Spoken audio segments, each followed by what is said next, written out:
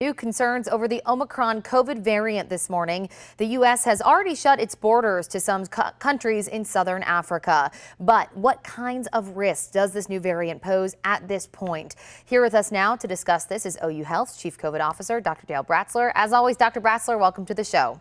Yeah, thank you for having me. So let's first talk about the origins of Omicron. Tell us about where it originated and how, we here in the U.S. first found out about it. Yeah, so at about the same time, this new variant was identified in both Botswana and South Africa. And in South Africa, it appeared that the variant seems to be spreading quite rapidly through the population. I will point out that across the entire continent of Africa, but also in South Africa, they have very low vaccination rates. So it's a prime setting for spread of variants. And when we talk about kind of that rapid transmissibility, I know it's early at this point. Do we know yet how it could compare to the Delta variant, or does more research need to be done? Yeah, certainly more research needs to be done. If what we're seeing in South Africa is true, it may be more contagious. In other words, it may spread more easily from person to person. We know that it has mutations in the spike protein, and remember that spike protein is important for attaching to the human body. So when you breathe in this virus, it attaches very effectively. And so that may make it a bit more contagious and transmit easier.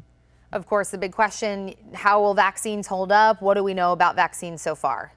Yeah, so very little right at this point, but I think most experts still believe that the current vaccines will provide protection from this new variant. It may be not as good.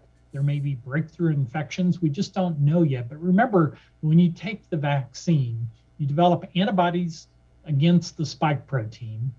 And that's the concern because this new virus has a lot of mutations to that spike protein. But you also, remember, you have another immune system called your T cell system that produces immunity against infections. And that still would be intact. So I think most experts still believe that vaccination is the most important strategy we have right now with this new variant.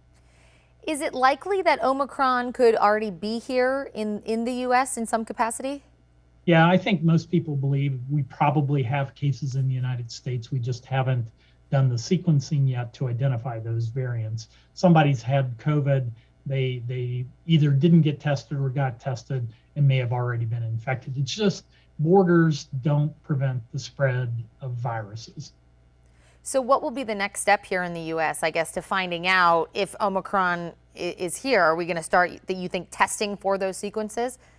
Yeah, so I certainly think most public health laboratories around the country will start doing sequencing, particularly on people who have new infections, breakthrough infections, and things like that, to see if the genetic signature of this new variant is found in any of our laboratories. I think it's quite likely that we will find some cases in the United States. The big question is, will it take over like Delta did this past summer?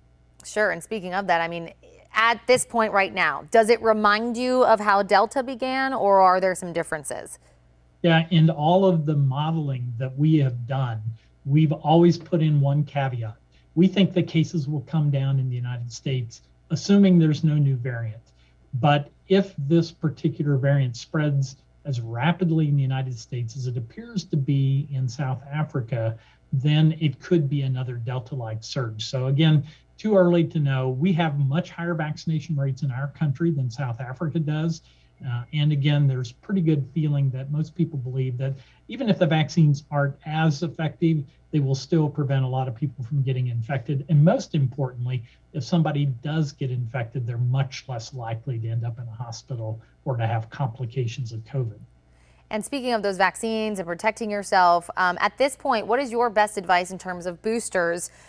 Who should be getting them? What is your opinion here?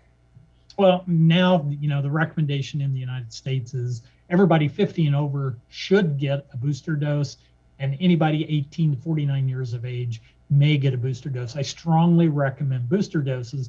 I think maybe a lot of people assume that those first two doses were going to be enough to protect you, but we know that's not the case for many, many different vaccines that adults take all the time.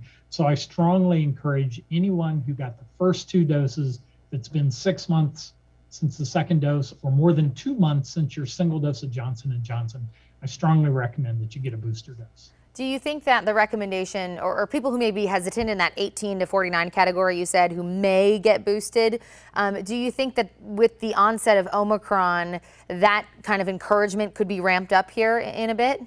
Yeah, I think so. I think it's going to be, again, vaccination is the most important strategy we have to slow the spread of viral diseases and to reduce the complications.